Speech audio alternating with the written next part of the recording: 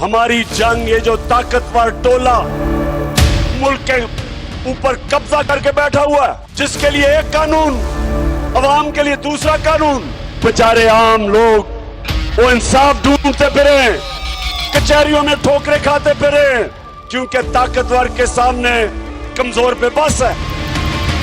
तो हम जो चाह रहे हैं हकीकी आजादी, वो तब आती है जो मेरे नबी सल्लल्लाहु अलैहि वसल्लम ने मदीना की रियासत में जाके सबसे पहली चीज इंसाफ कायम किया।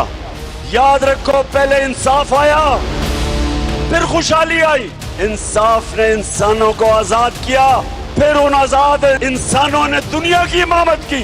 गुलाम गुलाम रहते हैं, गुलाम चूंटियों की तरह जमीन पर रेंगते हैं, आजाद इंसानों की परवाज ऊपर होती है। इकबाल का शाहीन आजाद होता है। गुलामी की जंजीरें तोड़ने के लिए हमें आजादी चाहिए, इंसाफ चाहिए।